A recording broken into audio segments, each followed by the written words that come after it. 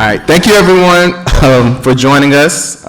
This panel today couldn't be more urgent, but we also want to remind ourselves to resist the capitalist sense of urgency that we're all steeped in, and naming that we will not solve these issues in this panel. We will not have closure, but hopefully we will inspire others to continue or join the struggle. Right now, the city of Atlanta, DeKalb County, the Atlanta Police Foundation, and major corporations are conspiring to build what might be the largest police training facility in the United States. To do so, they want to destroy over 300 acres of the South River Forest in South Atlanta. Activists have taken to calling the forest Weelaunee after the indigenous Muscogee word for the South River. The movement to stop Cop City and defend the Weelaunee Forest has brought together broad coalitions of Black liberation activists, environmental activists, anarchists, communists, abolitionists, children, educators, parents, and the Muscogee people whose ancestors were displaced from this land. We brought together this panel today to talk about the urgency of abolition, both on a systemic and interpersonal level, and its connection to land. So let me introduce the panelists. So Modibo Kadalie, him, is the founding convener of the Autonomous Research Institute for Direct Democracy, Social Ecology, and is a lifelong radical activist, political theorist, and social ecologist. Modibo's most recent book, Intimate Direct Democracy, Fort Moses, The Great Dismal Swamp, and the Human Quest for Freedom, is a critical re-examination of the history and historiography surrounding two sites of African maroonage in North America, the Great Dismal Swamp in Virginia and North Carolina, and Fort Moses in Florida. In the book, he argues that maroon communities were actually ethnically diverse sites where freedom seekers fleeing oppressive societies established socially intimate forms of democracy, echoing long-standing directly democratic traditions from both Africa and the indigenous peoples of America. All right. Abundia, Alvarado, her, is a Nahuatl Apache transfemme migrant from Tenochtitlan. I'm sorry, what's the? Tenochtitlan. All right, thank you. She is so-called Mexico City, quote unquote. She is a community organizer for food autonomy, indigenous rights, LGBTQ rights, and more. Currently, she is working on mutual and regional systems in the south of so-called USA, primarily on Muscogee lands. She is the co-founder of the Atlanta Agriculturalist Collective, the Mariposas Rebeldes, and member of the Weelaunee Coalition, a group dedicated to defending the Weelaunee Forest from destruction and stopping the construction of Cop City. And Matthew Johnson, him, they, is an activist and minister here in Atlanta. He is currently serving as the interim executive director of the Beloved Community. All right. I'll start with questions for the panelists, then we'll move into a Q&A. All right. So first question is for you, Modibo. Your latest book deep dives into two maroon communities in so-called North America. Tell us a bit about why you chose to write this book. What are the important lessons for today that you wanted to get across? And can you define social ecology for those who don't know? Thank you very much. Thank you all very much for coming out. And I'm glad I'm here and I'm glad you're here. Because these are some very important questions we have to consider as the social movement for direct democracy is proceeding forward. Now, I usually ask my audiences some questions so I know where they are. But I think I pretty much know where y'all are, really. But I'm going to ask some questions anyway, just to get a notion, if you don't mind, where everybody is, so I can adjust my remarks more effectively.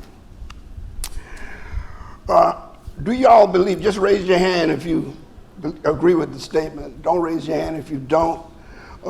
If you have some qualifying questions, go with your best understanding of what I'm meaning, okay? Raise your hand or not raise your hand. Do you believe that history repeats itself? All right. Do you believe that everything goes around, comes around? One thing y'all been thinking about these questions, that's for sure. Do you believe that every successful social revolution must have a singular, strong leader?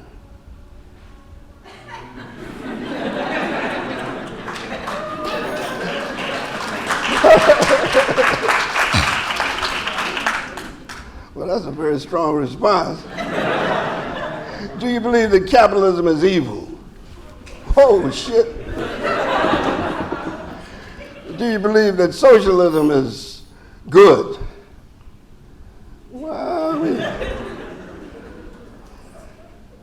do you believe that all black people are oppressed and exploited? Well, I'm about exploited. Do you believe that white people are oppressed and exploited?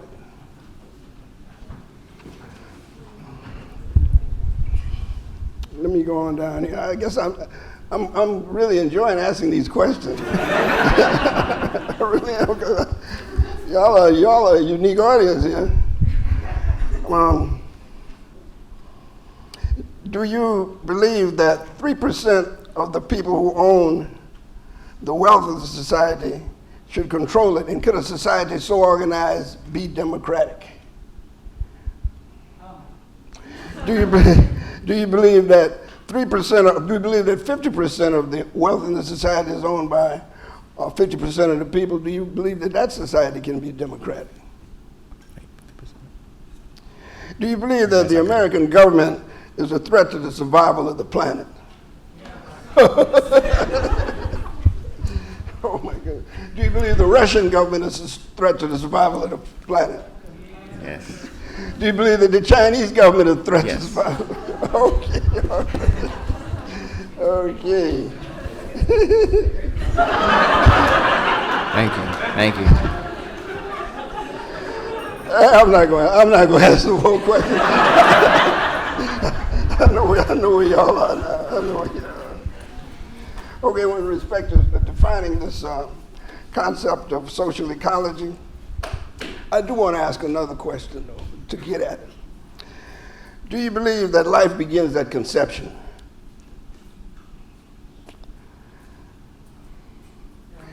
Oh, I understand. Do you believe that biological life begins at conception?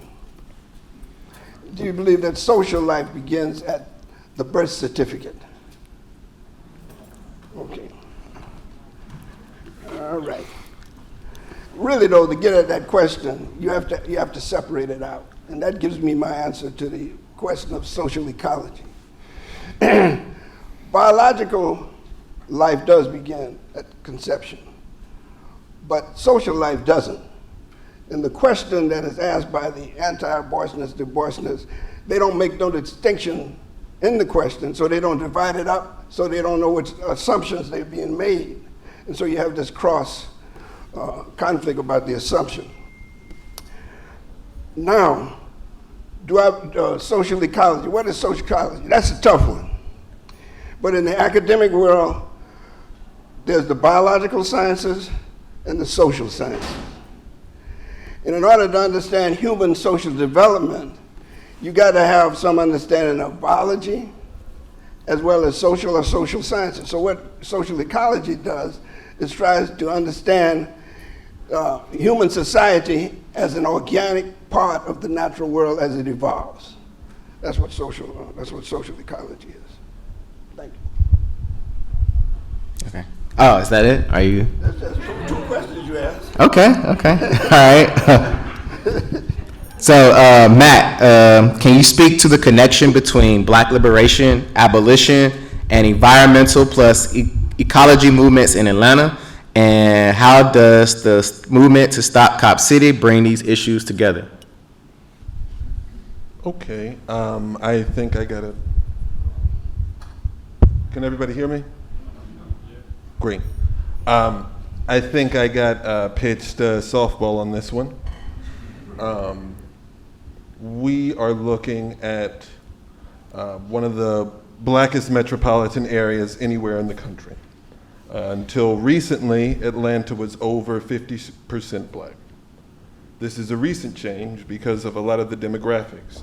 Little known fact, 93% of all the financial transactions in North America are processed through Atlanta.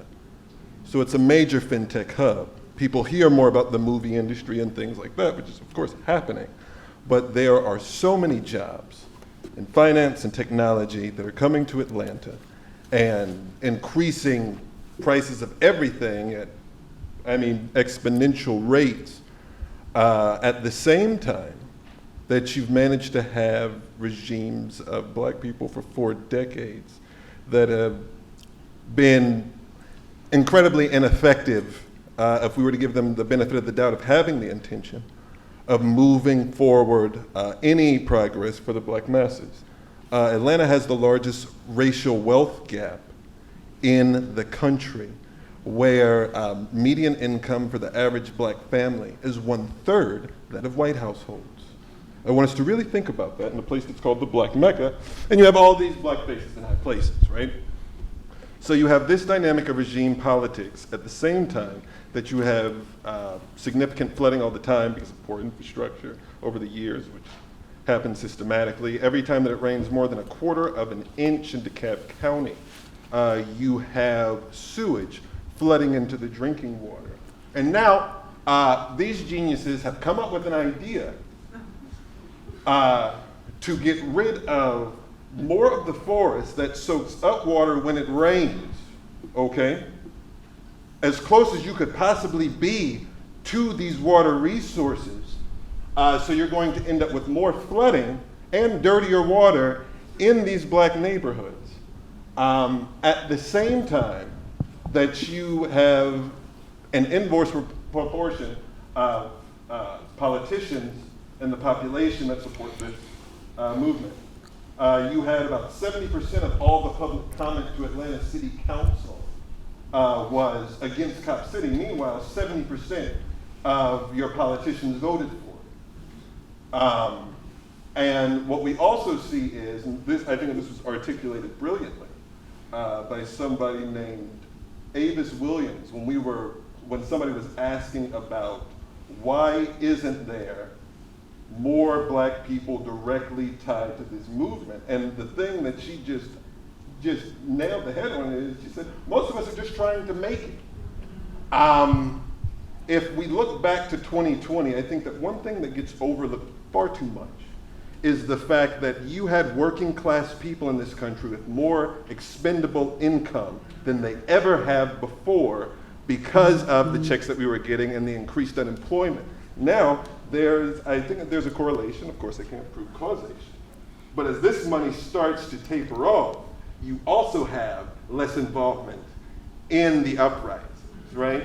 So we have to see that being stuck in this rat race of just trying to make basic necessities, which is quite common for most black households, disables a stronger black base of autonomous organizing. And that is what's so important in movements like this, to be able to establish a base.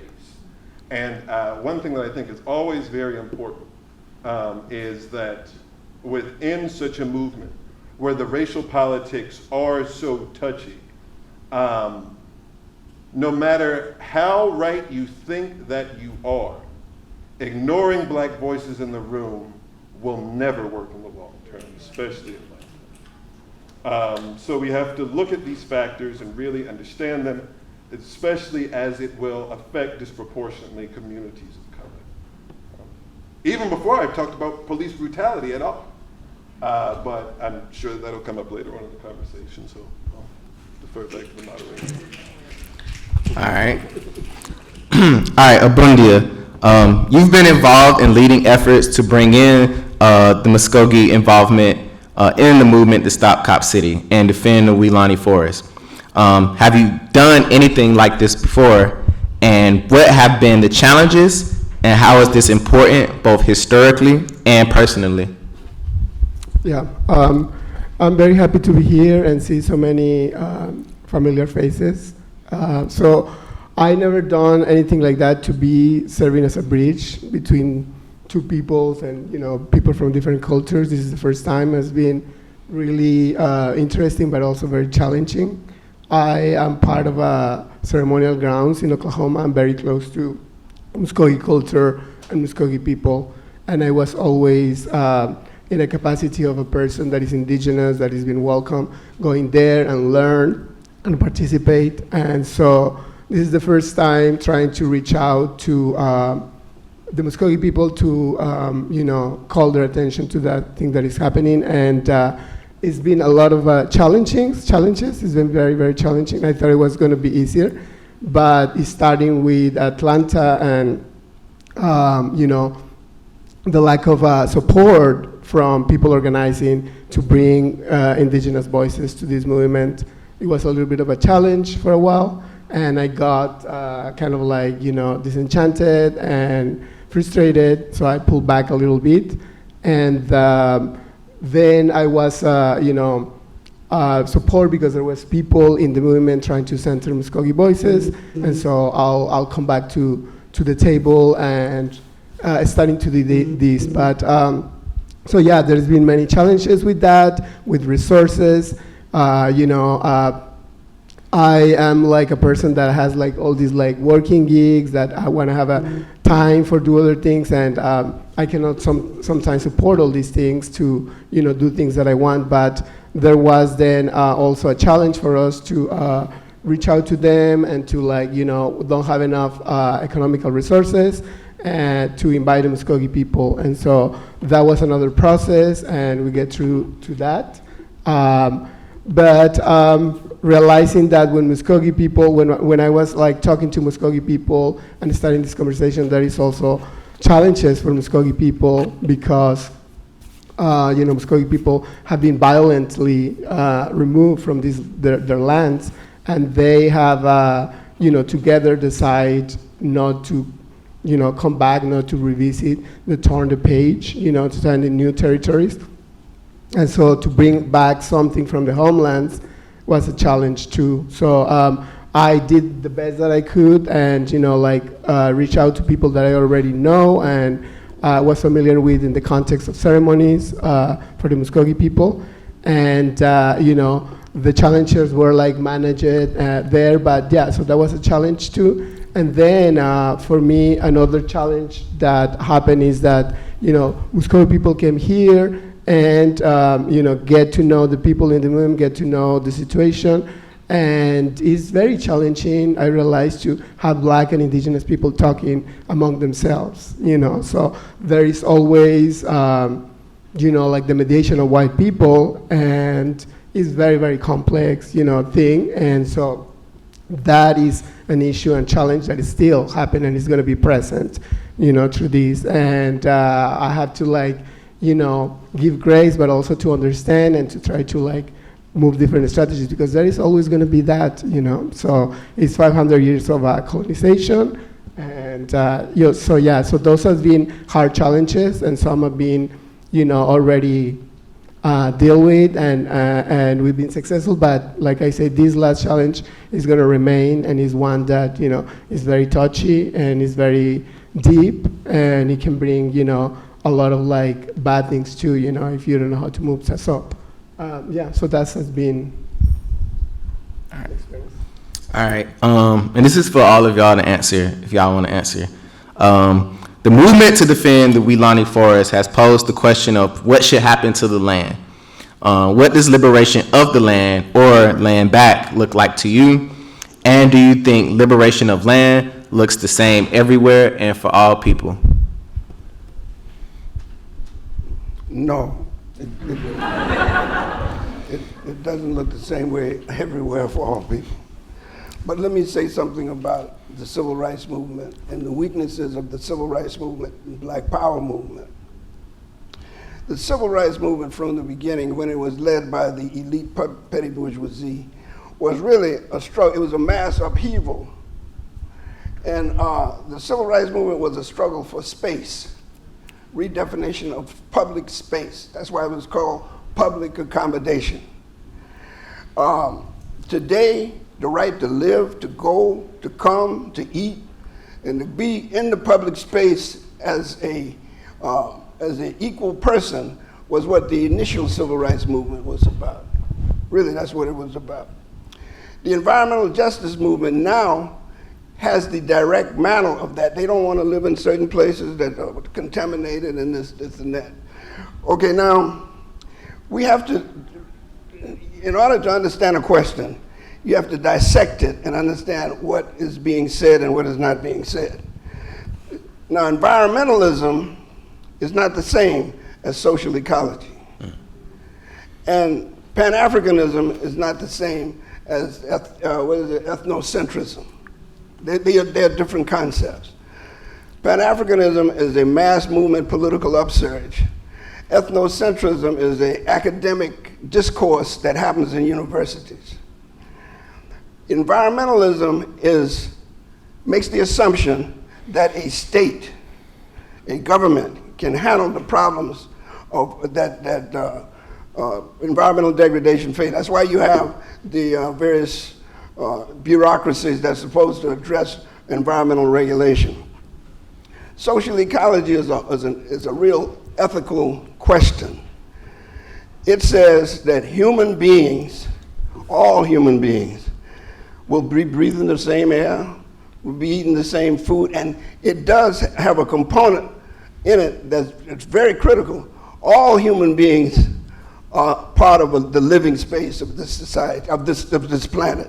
So social ecology asks broad questions that go beyond the reformist rhetoric of environmentalism. So just keep that in mind. Now, in the old days, you had black spaces and you had white spaces. It was called segregation. You have rich spaces and you have poor spaces. And what this struggle is about with Stop Cop City, you have state-controlled spaces and free spaces. During the struggle to get black studies incorporated in the curriculum of these universities, the first thing we had to do is create a liberated space where we could come and go and engage in the questions that we wanted to engage in a democratic way sometimes in an authoritarian way. But we wanted to know what we wanted, but we had to decide it ourselves. The other thing I want to talk about in terms of the Black Power movement and the Civil Rights movement, they were very, very limited in terms of their authoritarianism. There were black leaders who professed to speak for every goddamn body. and the CBS and NBC and all of them would interview these people and say, what do the black people want? And they would record it in the newspapers at the time, and they would put it in libraries, and then the scholars would come back and say, the black people wanted this. That's what, you know, and the Huey Newton, the big bad brother out in Oakland, California, who had the gun, you know, everybody said, yes, that's a real black revolutionary. But the real essence of these things is the average Black Panther, the average person, didn't have nothing to say about what these people were talking about. And that's why the study that y'all were talking about earlier today, when y'all interviewed the people who were participating in this latest upheaval, that's very important work. You have to interview them and see what they were talking about. So the Black Power movement is misrepresented. The Black Civil Rights movement is misrepresented. So you have to work your way through all of that. You have to work your way through the male chauvinism of it, the elitism of it, and please, don't let them black on the platform again. My God, they talk garbage. They venerate John Lewis and Stokely Carmichael and all. Keep them guys off the stage. I mean, you know, when they start talking about the black party for this and that and all, but stop them right there. Because they have nothing to say. There are people who have something to say and people who have nothing to say. And paper will submit itself to anything. So don't read everything, read the critical stuff. There's such a thing that you have to do, and this is your task. My task too, you know, I'm 80 years old, well, I'm 79 now, I'll be 80. And I've been at it a little while, so I'm still at it, really. So I can see garbage very quickly. You have to develop your sense of realizing what garbage is and what garbage is not. The main thing is And this is the critical principle. People decide in their own way as they discuss among themselves how they're going to live. They are the ones who decide that. And you have to be critical enough, and that was the question that was asked from the previous panel. You have to be critical enough to observe what it is they are trying to say. And don't infer from what you think they're trying to say. Look at what they do to determine what they're saying. And I asked the question of the relationship between spontaneous mass movement and organization. Spontaneity is not really spontaneity. What it is the people telling you that they don't want to be governed like this.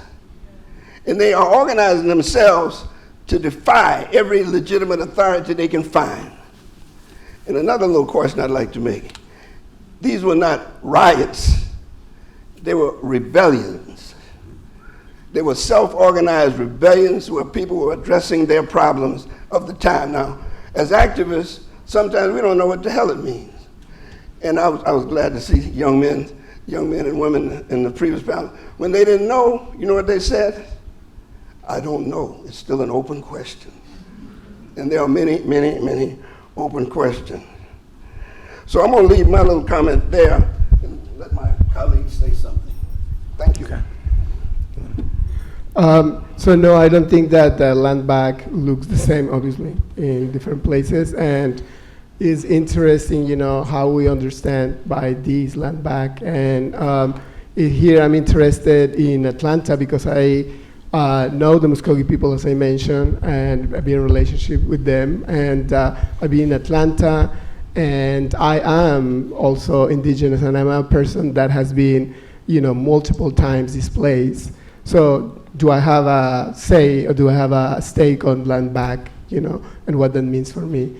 So I think that land back for us, the discussions that we are having, I was introduced to this idea of rematriation by queer activists that are like doing projects, land projects in different places, and they're having this discussion for more than a year. And so it was very interesting that it's first time to hear instead of rematriation, you know. And then we started to think about that concept and what means for you. And so in this experience in Atlanta, I think that we've been doing already, we've been rematriating, and we were taking this land back, you know, step by step. It's not a literal land back, obviously, and I would not organize with everybody to take land literally back. But, you know, if it's the context with indigenous people that are from this land, then I would support them. But I would not lead any of these efforts. But in Atlanta, I can, you know, so because I know the background of the Muscogee people and I know all the possibilities. So we're talking about this conversation of rematriation and how that could be looked like. And for me, is a very intentional thing that is also, you know, very spiritual and has to do with me being consistent to, you know, walk in this land and to recognize this land and to get more intimate with the land and to know about the plants and to know about how you say this in Muscogee, you know. And this is already a rematriation to inhabit space, you know, that we've been going, which is the Weelaunee Forest. I did a party there. You know, I've been in numerous walks, planned walks. This is already rematriation, and this is already a way of doing land back. And land back here is more open, you know, and it's more a conversation between indigenous and black people in this Atlanta. So it brings a lot of interesting possibilities. But that's why I'm like more jazzed about it. And yeah, so I think that it's great that people are talking and are like indigenous people are taking land back, you know, and we need to see more of that and we need to support this. And as for me, as a migrant, being displaced multiple times and being here, I think that, you know, we have a real crisis and we have a duty, all of us, because this is all created because our lifestyle too, in part, you know. And so we have a lot of people that are going to be climate refugees, and they are now, but there's going to be more and more. And how are we going to do for, especially for queer indigenous people? Do they going to have just like assimilation or like this kind of help, or do they have a claim on land back too, you know?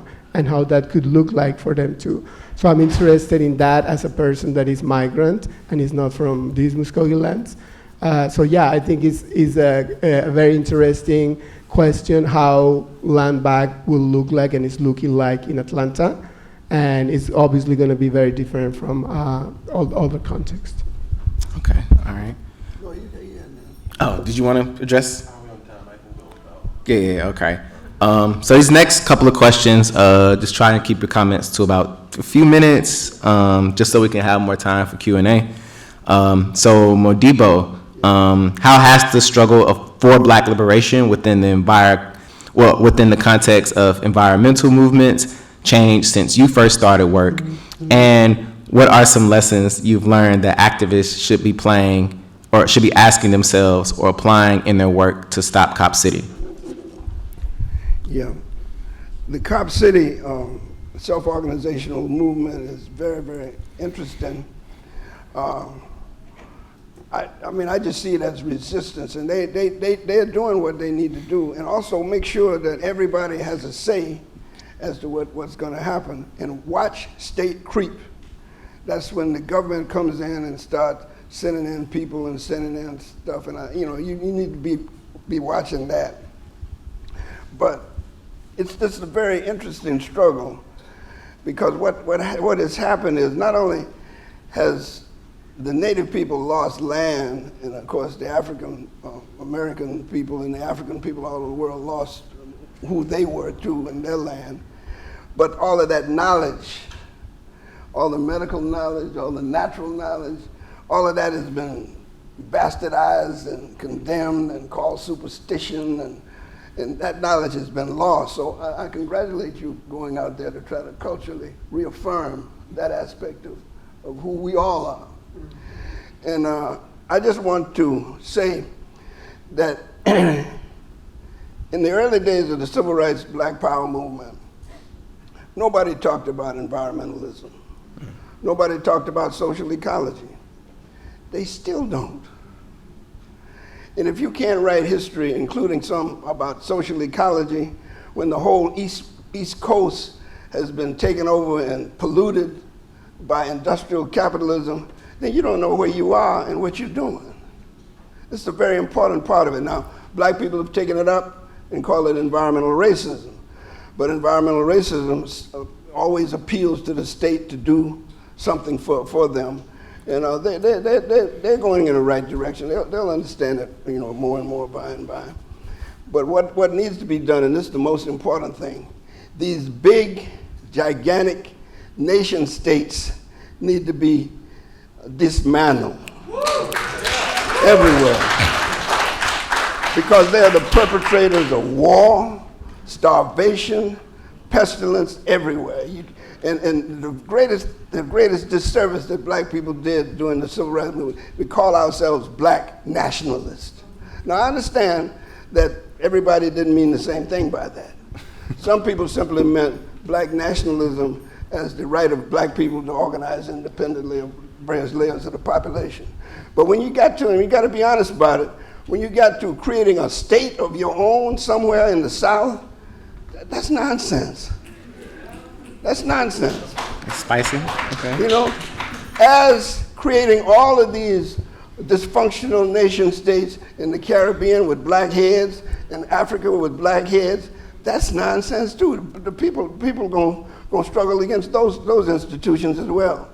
So to define our struggle within the parameters of a nation state as an instrument of liberation, and try to analyze our problems so that nation states can reform and solve them, is a dead end. Those are the lessons that I see from the Black Power Civil Rights Movement. Okay. All right, Matt, you've spoken publicly before about the myth of the Black Mecca in Atlanta. Can you speak to more on this and how the Black leaders in Atlanta are perpetuating this myth in regards to Cop City?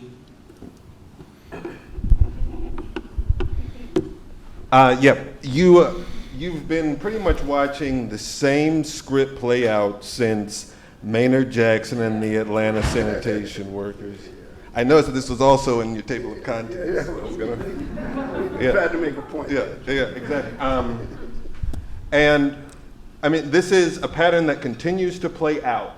And I think that one thing that we have to be very careful of and even patient with is how much our culture spoon feeds nonsensical myths to people from the time that we are children.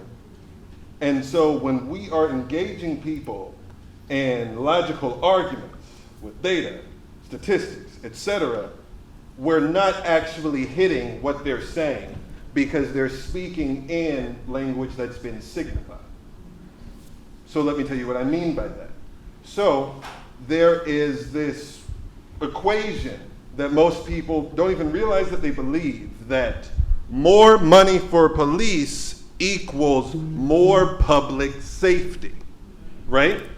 This is something that's utterly unchallenged for the large majority of the population. But think about it like this, right? Okay, so if this were the case, and we raised the police budget last year and the year before, and crime still rose according to this crime wave narrative, then that shit all falls apart, right?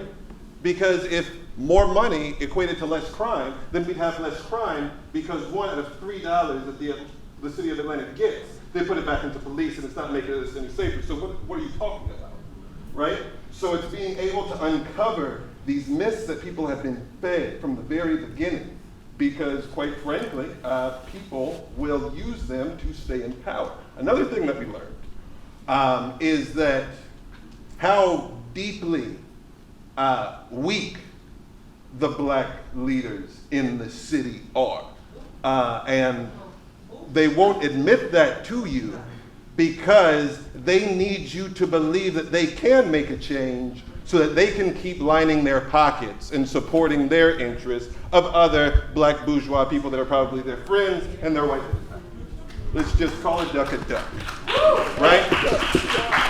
So what we have to see is that people are working directly in their own personal interests, and this shouldn't be a surprise to any of us. And that's why it's so important within this movement that we've made it very clear that it is actually against your interest to work in this, because we have another myth, right? That like, all these things with climate change, it's nobody's fault and it's inevitable, but it's terrible and we need to do something about it, but we just never know what it is that we need to do about it. In this movement, we have said, no, you are tearing down this forest. We are going to stop you from tearing down this forest. If you have chosen to continue to support this forest being destroyed, those people that are making those decisions in these organizations, somebody's going to pop up where you are. We don't get to go back to a peaceful home because you're building a militarized police training facility in it, so you're not peaceful at home. It's that simple.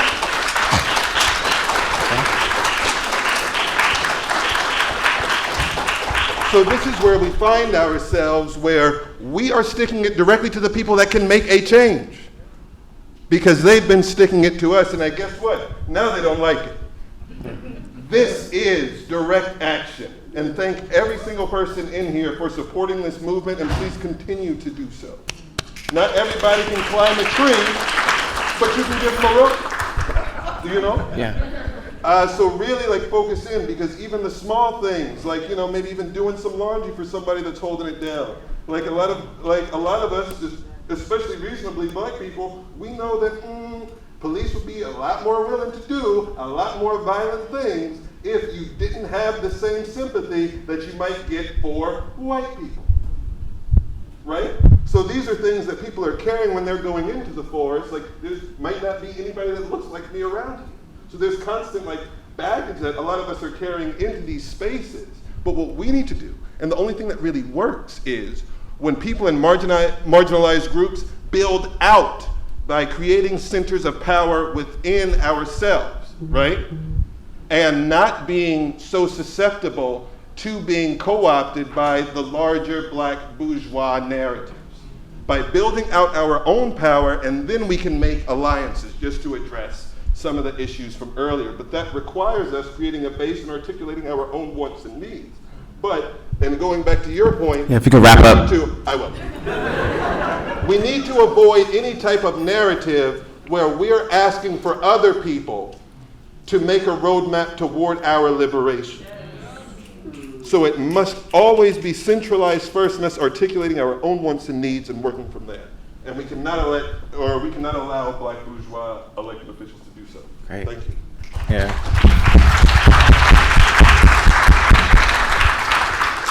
Yeah, T.I. called Atlanta Wakanda, and I don't think he'd appreciate your comments. So you just dissed Wakanda, but I don't like Wakanda, the fictional one, or Atlanta. Can I just say something? It's just kind of funny to me how in Black Panther you had these really CIA. nice Africans that wanted to help out the whole world. Then you had these dangerous African Americans that are trying to start war everywhere they go because they're discontent and they got hurt by their family not being with them. So it's playing on these classical tropes of African Americans in this movie that's supposed to be doing something for our culture. Watch what they feed you all the time. Absolutely. But they all wanted to be kings. Facts. So, Abundia. Children have been a part of every social movement through popular history. Though popular history doesn't acknowledge this, what has been the role of children in the movement to defend the Weelaunee Forest, and how is this different from other movements you've seen or been a part of? The role of kids from preschool and the educators has been like key, has been central. And thinking about Weelaunee, this specific place, this a small geographical place, and all the violence that has been going there, and the kids have such open hearts, and this is a power. So when I saw the kids going to Weelaunee and interacting in a different way with the land, and getting to meet Muscogee people, that was like, this is the future, this is what we want, and it's so significant because Atlanta is a city of also education, has all these colleges, and it's very, rewarding and significant for me that there is organizing with educators from kindergarten, and people is joining, this Weelaunee coalition that is spearheaded by Black educators, and by kids. So, I never work in a organizing where we have kids central and being so fire and also leading us and motivating us, and with all this beauty, openness of mind and hearts. And so, we've been seeing a lot of things that are very rewarding for us working with the kids, seeing how the kids think ahead, they're like, oh, not cut any more trees, no one more tree. It's not not just cutting the trees in Weelaunee. It's just more radical, And then kids asking the educators about what we're gonna do to ask the trees if we can put banners, not cutters, around them. We don't speak tree, So the kids are very radical, deeply radical, and that pushes up. This is has been so fulfilling for me, and spiritually too, to see those kids and to be the place where we organize and have often meetings as the Weelaunee Coalition is for me a sacred place. You see all these little places where the kids go every day and sit and rest, and so that is something for me very, very powerful and deeply spiritual. So because this fight has now kids, I think that there is a lot of hope, and so. All right. Thank y'all for this. So now we're gonna head into Q&A. So if folks got any questions, come on down to the mic. Let's start.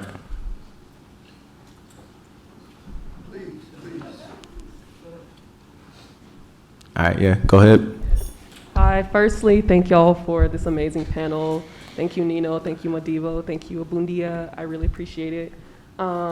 Before I ask this question, I'm just give a little background so that y'all can understand the context of my question. And so my folks are from Louisville, Georgia, and I personally feel like in this movement in general and in the environmentalist movements that have happened in Atlanta, there's been like an erasure of Black Southern agriculturalists as folks who like know this land. And even in conversations on land back, my folks are also Muscogee Creek freedmen. I personally don't identify as a freedman, I identify as African, Pan-Africanism. But I feel like there has been an erasure of Black Southern rural folks as folks who are knowledgeable about this land, and as folks who have a connection, a very historical and sacred connection to this land, especially Black folks who did not migrate. So like none of my family members participated in any of the Great Migrations. So they've been in Louisville, Columbus, and Seal, Alabama since the ships got here. And this erasure I've seen like not just in this movement and period in Stop Cop City, but in conversations about, again, what land back looks like and who are experts on the land. And I feel like expertise is like a tricky subject to talk about in general, but I do believe that a lot of Black Southern agriculturalists and folks who did not participate in any of the Great Migration, such as my family, and Muscogee Creek freedmen who got land after, being owned by the Creeks. These people I see these people as knowledgeable, and I don't see anyone reaching out to these people. And so I guess my question is like, what would it look like to incorporate not just the surrounding communities of the forest, but in general, Black agriculturalists who are like from the South to come into this movement and give their expertise about like what the land should look like, what rematriation should look like. And in general, I do see it as like, I think it is cultural anti-Blackness. I don't think it's like intentional. I think it's, that's just what happens in the South.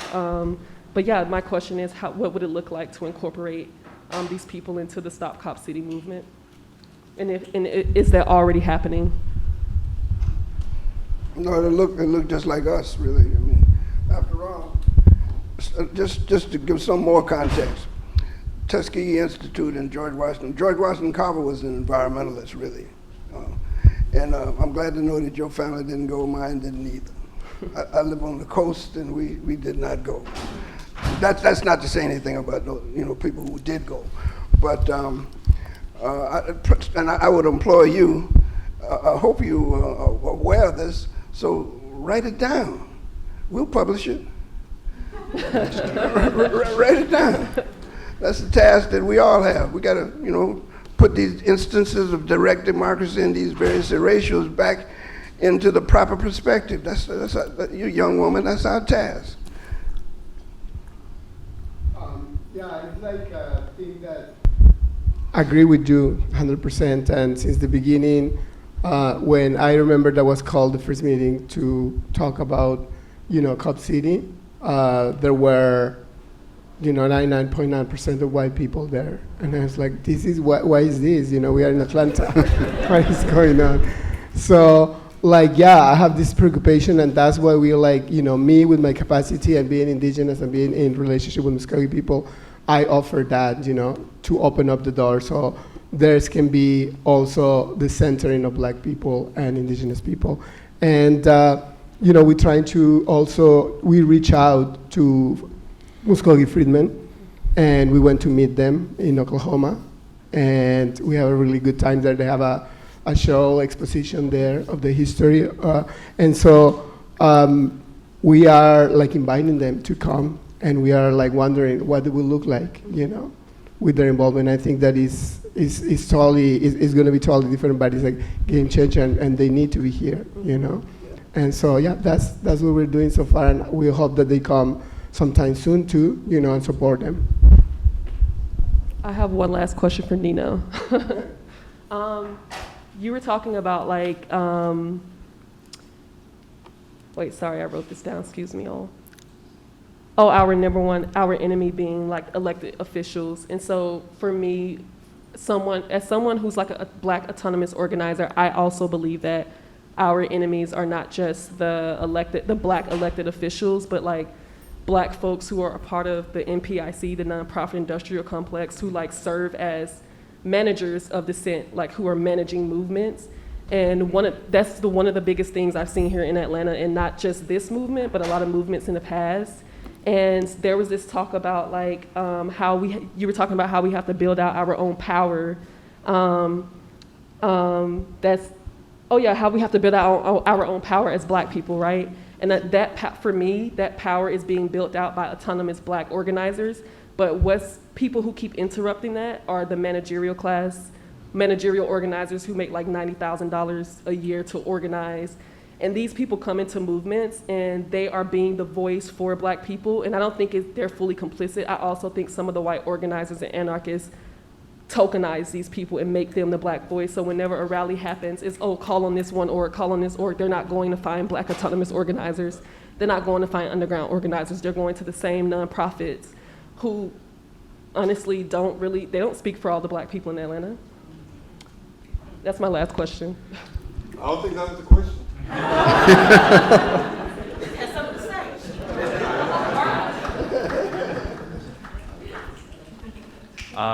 So I feel like there's a huge amount of information out there, a huge amount of resources, a lot going on.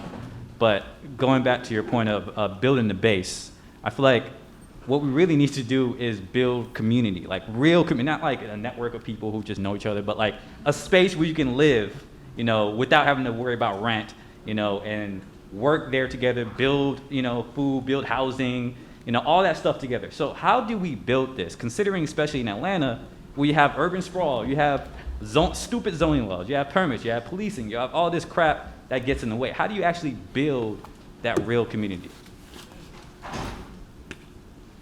One thing that I'm very much into.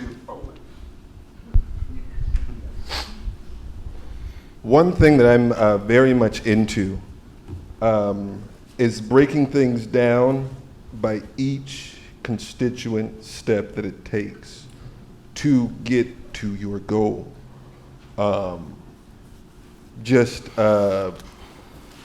Briefly, I would like to touch on one thing that you said earlier, for instance, when it comes to the erasure of Black agriculturalists. One thing that I would like to point out, and you also hit on this, like some institutional, like anti-Blackness. And this is just statistically, and looking at a lot of behavioral science, if white people that are very much caring about this project and happen to be anarchists and happen to, hold certain values, et cetera, they're probably going to end up calling their white friends whom they know from these other movements, and then things just get wider and wider in Atlanta, and you're like, how did this, I can't believe my eyes that this happened. I mean, it's cyclical, right? And one thing that I have seen in circles so much is that you'll have maybe about one or two lone voices, usually Black folks or other people of color, that are appealing to the white people about their racism and these issues, right? And it's kind of like explaining to a hawk and an eagle how an owl's a predator, right? They don't have any frame of reference for that, right? Because that's not their experience, because it's not their issue. Where I think that the appeal needs to be is among other Black people that have had similar experiences, because you end up with Black people getting burnt out because all they're running into is racism, and then they reach out to all the white people in the room and they can't see it because they can't, right? So one thing that I'm about is, first thing you need to do is link up with the folks that you plan on building with and building. I think that the second thing is we need to check in on what we're bringing to the table anyhow. Let me be very clear about this. This isn't a matter of me trying to pathologize the oppressed, but the fact that if you're dealing with oppression, you're probably bringing trauma in. And how is it that we can care for one another and hold space for one another, because that's going to get triggered if you're going into a lot of these predominantly white spaces where people have maybe already picked their token because they have this totem Black person that they agree with. So this is the person that they always exalt and call for an endorsement, right? A lot of people in the movement, you'll probably notice, like even when I do not agree with the Black people in the room, I don't position myself to necessarily hold a like public spat with them ever. I'm gonna hit you in the DM. And we're gonna hash this out. Because you just never wanna be in that space where the people that you're trying to build community with are essentially prize fighters for everybody else's interest, and they're pitting one another. Because that's what happens in predominant spaces. That's why I'm so big on starting with building your own base of folks, right? So, I mean, one thing and this is something I've been trying to flesh out over the past year or so, like one thing I'm very much big in is start with wellness practices and food. Because if you're living in late stage capitalism, you're stressed and you're hungry. Okay. You know, and really focusing on creating those communities of care, you'd be shocked how much you can get done once you create a conducive environment for people that are able to express themselves freely among one another. And then in addition to that, you have a sentiment of mutual care. The first thing that we need to ask ourselves when we're building this community is, if I am looking from the outside in, and you're telling me that you can create a new world because of these beliefs that you hold and what you're acting on, would I believe you if I look at how you're treating each other? If you can't start there, the best way to start. All right. All right, just two more questions. My question is, unfortunately, I've become obsessed with this idea that Chino brought up in the previous panel between the contrast between socialism and insurrectionary politics. And my question has to do with land back. 2 years ago, the Esselen tribe they put down $4.5 million to purchase land back from the state of California. That's one strategy. There's another strategy, which is, sorry. There's another strategy, which is, so there's the purchase of land back. There is litigation or trying to force the government to respect historical treaties, right? And then there's a third strategy. Just go to the land and occupy it, right?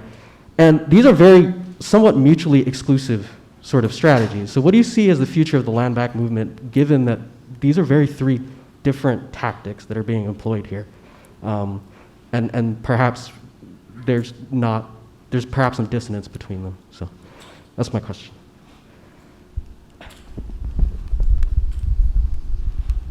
So, like, I think that besides these three strategies that you are mentioning, I think that, like I said, and I share, that there is more than that. There is, when you talk about land, there is a lot of more possibility on a strategy too. And I talk about Atlanta and what we've been doing and the conversations that we've been having here. And, I think that there is, depending on the context on the land, there would be also more possibility. And I'm adding a new element to this discussion that I directly posed these questions to Muscogee people when they were here. And I said to them, like, do you think that I should be involved in this, like, more directly in land back here in your land, me as an Aztec person, And so these open up a lot of more possibilities, not just the three that you mentioned. And that's what I'm interested, because we're going to have more and more. We're having a lot of indigenous people here that they're just keep moving, like when they don't have job, they're going to go somewhere else. They do all the time. The Mexicans that I know that are indigenous go from here to then the season ends and then go over there. And they're going to be always like that. They're indigenous people, wherever they land up, where they're going to be opportunity for them to join these claims, to join a movement for land back, and how, And so I think that is more broad, and it has to do with the participation of all the indigenous people here and all the community. And as far as, like, in the South, for Black people and for, Muscogee freedmen to also, join and have other ways of getting the land back besides that, things that you mentioned.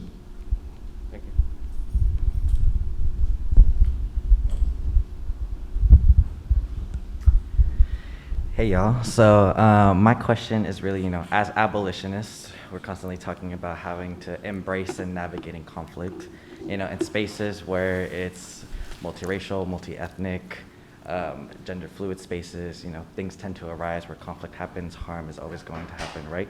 And so creating processes in order to embrace and hold spaces for when harm happens. I was wondering, with the Weelaune Forest, how to have y'all embraced and navigated conflict because I think as abolitionists, we definitely need more examples of people embracing and navigating those things. So if y'all can talk a little bit about that.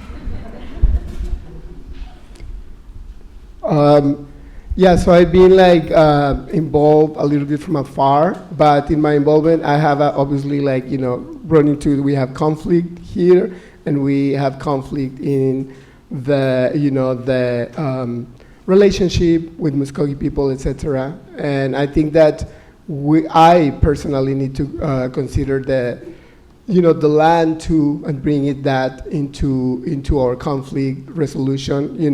I don't think that we have, as abolitionists, being very keen or being like spending much time, because there is a lot of things to do and there is very few people too. But that to like build these like these structures for like solving conflict, for like getting people to talk, etc. is something very new that is just happening. And we have models, and there is people that study that.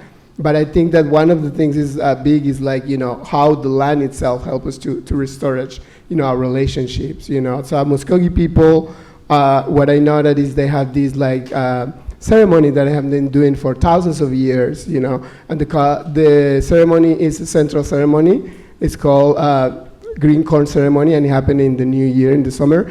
And that the intention is to like fix the relationships and to rebuild anew, every year all together.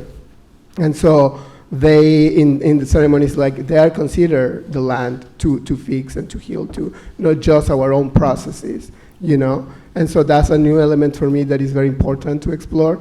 And when we talk about healing and building relationships, a lot of people now, New Ages or all kinds of people are also considering, spirituality and nature, land. And so I think that we are here in the Weelaunee experience is also like unique ways that have been like very micro of like fixing this conflict, not just in our own, but together with the land. Like we are now in the season of all people coming to yourself and to rest, and to take a stock, because we are in this year progressing to the end. But we are in a season of like the whole world teaches to not be like so prolific. There is not so much color, and there is like the winter coming, and that teaches something that we don't put attention to resolve conflict. And as for right now, we need to stop and take a stock and appreciate what we have and take care of each other in these hard times, which is the winter, right? And that's also part of a strategy, that we should explore more and talk more about. But I think that is something that we should definitely look into it as abolitionists. We all talk about being anti-colonial and abolitionists, but sometimes, to do the very basic things that we need to do to be abolitionists and to be anti-colonial, we pass on, because it's not something that we can just post on our status on Instagram. It's much more work, deep work to do. So, Let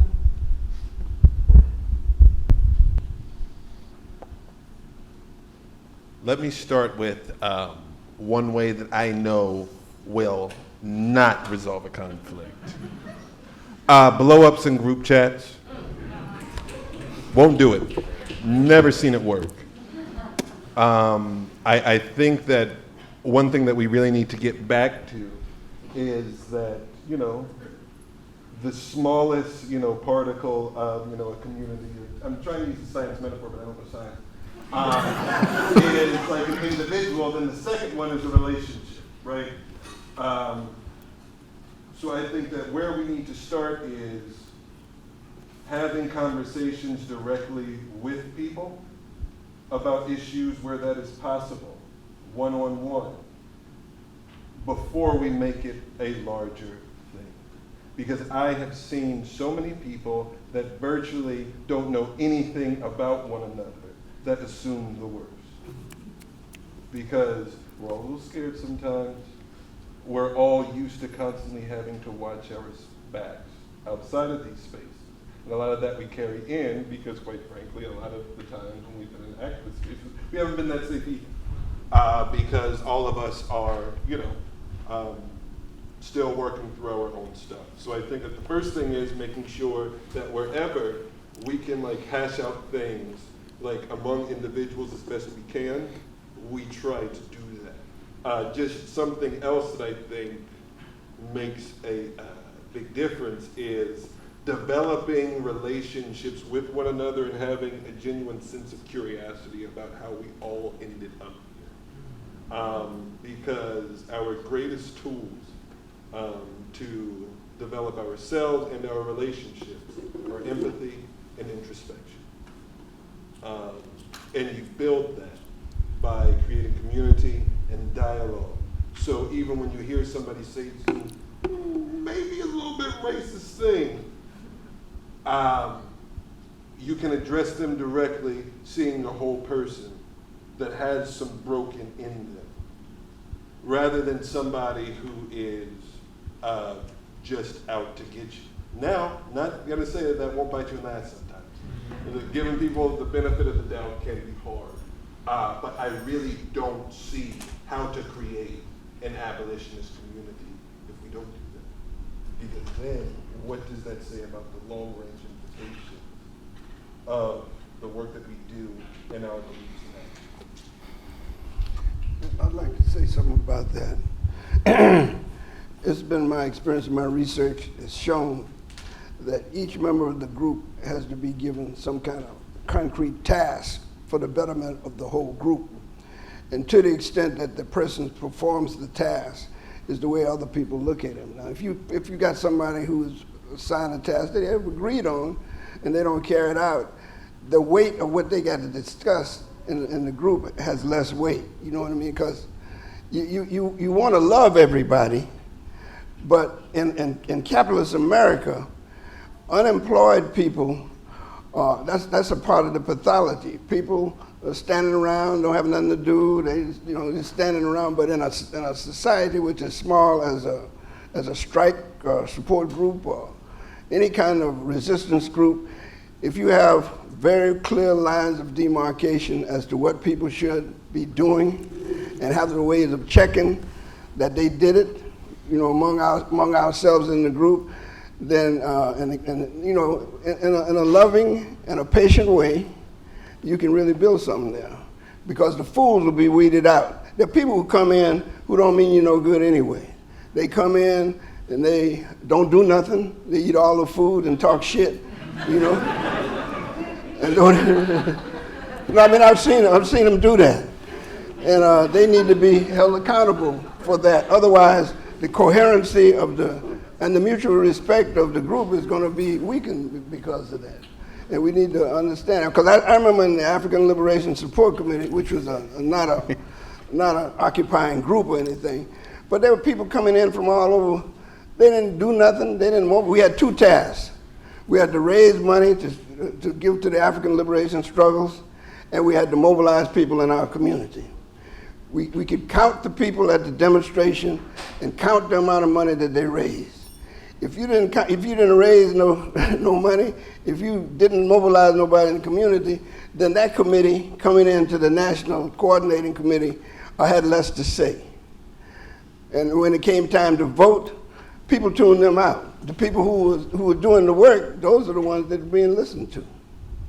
So I think we ought to just consider being critical and giving people tasks to do and evaluating them on the basis of how well they do what they're supposed to be doing. All right. Thank y'all. Thank y'all, the panelists.